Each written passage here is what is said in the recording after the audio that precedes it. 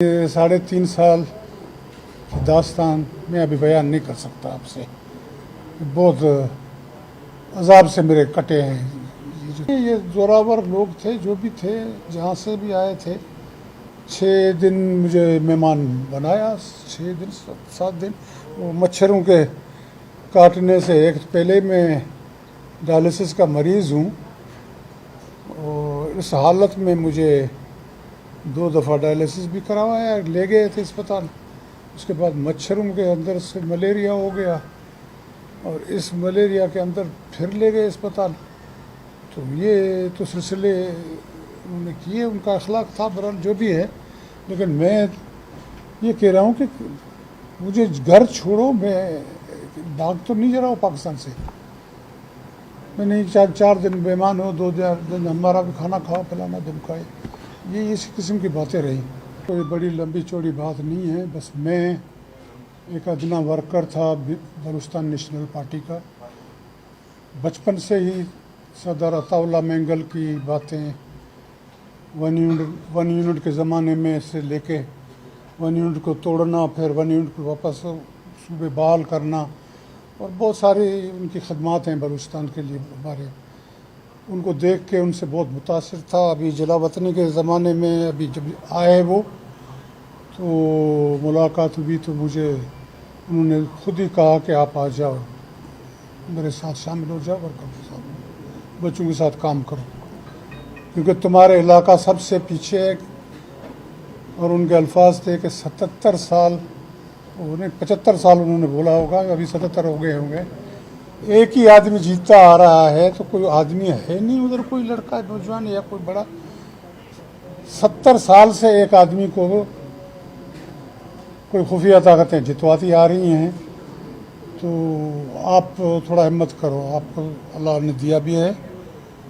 उनके कहने पे उनकी बल्कि पूरी सियासत से मुतासर था मैं, उनकी पूरी सियासत से कि भाई वो गरीबों के लिए इंसान कोई ऐसा हो जो अवेलेबल हो।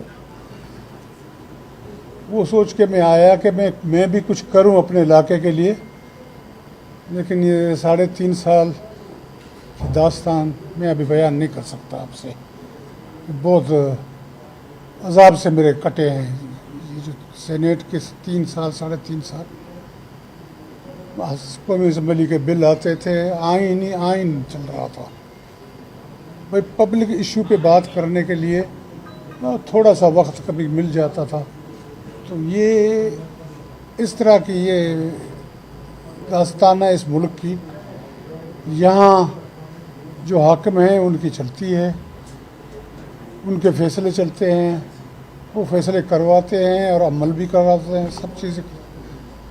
ये सब हुआ है इधर, हमेशा से होता रहा है, अभी की तारीख नहीं है, आज की नहीं है। ये पूरे 70 साल से यही चल रहा है इधर। अभी पता जब हम पे गुजरी है तो अब पता चलता है कि फैसले कैसे होते हैं। इन अल्फाज के साथ मैं आप लोगों का सबका शुक्रिया अदा करता हूँ। मैं ज़्यादा बोलूँगा तो कुछ और मसले पेचीदा हो जाएंगे। बाकी मैंने यहाँ इस हाल में बेहिस हाल लोगों के साथ बैठना अपना समझ से बाहर समझा, तो मैंने रिज़ाइन किया हुआ है। अभी इधर किसी का कोई आसरा ना लगाया कि काम होंगे। इधर बहुत ही बस समझ से बाहर है। काम की बात तो बिल्कुल कोई भी नहीं करता है। ये सब होशियारी, चालाकियाँ और ये सारे पता नहीं कहाँ से पैदा हो गए हैं ये सारे। इनमें पॉलिटिशियन तो मुझे बहुत कम नज़र आए। अपने सेनेटरों की बात कर रहा हूँ, अपने हाल की बात कर रहा हूँ, जो दूसरे की बोली बोलते हैं, उन्हीं बोली में उनको शाबाशी मिलती है या क्या है, खुश रहते हैं, बड़े मस्त रहते हैं। मैंने कहा इनको तो अवाम का तो क्या है, गरीब अवाम कहाँ किस हाल में पड़ी हुई है, क्या है, तो ये तो उनको ताल्लुक ही नहीं है। आप अपनी बेटी भी सर थोड़ी सी सुना दें, क्या हुआ आपके साथ, क्या तफसीलात थोड़ी सी बता दें, आप बीती बता दें। तफसीलात कोई ख़ास नहीं है। ये जोरावर लोग थे, जो भी थे, जहाँ से भी आए थे। 6 دن مجھے مہمان بنایا، 6 دن 7 دن وہ مچھروں کے کاٹنے سے. ایک پہلے میں ڈائلسس کا مریض ہوں اور اس حالت میں مجھے 2 دفعہ ڈائلسس بھی کروایا، لے گئے تھے اسپتال. اس کے بعد مچھروں کے اندر سے ملیریا ہو گیا اور اس ملیریا کے اندر پھر لے گئے اسپتال. تو یہ تو سلسلے انہوں نے کیے، ان کا اخلاق تھا برحال جو بھی ہے. لیکن میں یہ کہہ رہا ہوں کہ مجھے گھر چھوڑو، میں بھاگ تو نہیں جا رہا ہوں پاکستان سے. میں نہیں 4 دن مہمان ہو، 2 دن ہمارا بھی کھانا کھاؤ، پلانا دمکائے. یہ اس قسم کی باتیں رہیں. آپ کا موبائل فون اور جو ٹی وی اخبارات تک ایکسیس، سوشل میڈیا تک ایکسیس سب کچھ بند کیا؟ یہ تو شروع سے لے لیے، جیب سے نکال لیے. پہلے آدھے گھنٹے نہیں 15 منٹ میں بھی لے لیے. وہ میرا بیٹا بھی یہ سامنے ہے، یہ ساتھ تھا. ابھی آپ نے بات کی کہ طاقتور جو ہیں وہ آپ کو لے کر گئے تھے، ان کو اختر جان مہندر صاحب آپ بڑے سینئر پولیٹیشین ہیں، ان کو طاقتور بنایا کس نے؟ جی طاقتوروں کو طاقتور بنایا کس نے؟ طاقتوروں کو طاقتور یہاں کے جو ہماری سیاسی قیادت ہے، یہاں کی جو پولیٹیکل پارٹیاں ہیں، جن کو عوام کا خیال نہیں، جن کو صرف اور صرف اقتدار کی ہوس سے، انہوں نے ان کو طاقتور بنایا.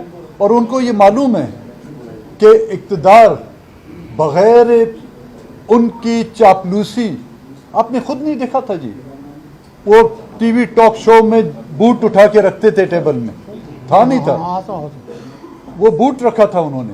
اور آج وہی شخص جس آئینی ترامیم کے لیے پریچنگ کر رہا ہے، اس آئینی ترامیم کو منظور کروانے کے لیے دلائل دے رہا ہے.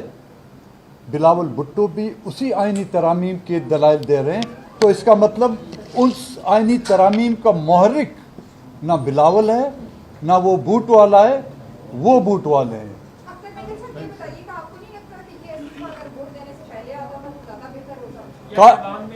جی کاش کہ اس کو چھوڑتے جی. تو ان کی آپ نے دیکھا تھا کس انداز میں لائے تھے، ڈائلسس کا پیشنٹ ہے. ابھی میں آپ کو بات کر رہا ہوں، ابھی وہ پارلیمنٹ میں گئے تھے، بات کرنے نہیں دی گئی. جب ان کو ہم نے بلایا لابی میں آئے تو وہاں سے ابھی لابی سے ان کو اٹھانے کی کوشش کی گئی، لابی سے ابھی ان کو اٹھانے، دروازے بند کیے، ہم لوگوں نے زبردستی اس کو وہاں سے نکالا ہے. تو آپ ایک منٹ جی، آپ کے پرائم منسٹر 2001 میں، میرے خیال میں اگر میں غلط نہ، سوری 1999 میں پرائم منسٹر کو، ان کو تو پھر بھی یہاں تک لائے نا. اس پرائم منسٹر کو اسی قوت میں مکہ اور مدینہ نہیں پہنچایا تھا، وہ تو ہیوی مینڈیٹ کے ساتھ آئے تھے. اس کا تو 1 ووٹ یا 2 ووٹ تھے. اس نے تو ریٹن میں معافی نامے بھی لکھ کے دیے تھے. یہ وہی قوت ہے. وہ آپ شاباش دیں ہمیں کہ ہم ان کا مقابلہ کر رہے ہیں. پھر بھی تھینک یو تھینک یو جی، تھینک یو. نہیں جی، ان سے ابھی تک کوئی رابطہ نہیں. تھینک یو بھائی جان. جو پولیٹیکل پارٹی مطلب اس وقت آپ شہر ادانا باسی کی جماعت بن گئی ہے، اب جماعت اسلامی یہ کہہ رہی ہے کہ آئی پی پی والے یا جو ڈیلر ہیں یہ ہر 5 سال کے بعد ایک نئی پارٹی بنتی ہے، ادھر بک جاتے ہیں. یہ کاروباری سیاست، اٹھانے والی سیاست، اس کا سولوشن ہے چھٹکارے کا. حقیقتاً یہاں پر پولیٹیشین بچے ہی نہیں ہیں. سیاسی لوگوں کو یا تو انہوں نے مایوس کر کے یہاں سے ہٹا دیا گیا، یا وہ اپنی زندگی کے وہ ادوار گزار کر چلے گئے. ظاہر ہے ابھی جب آپ عسکری پولٹری فارم میں سیاستدان پیدا کریں گے تو ان کے انڈے اور ان کے بچے اسی رنگ کے ہوں گے نا.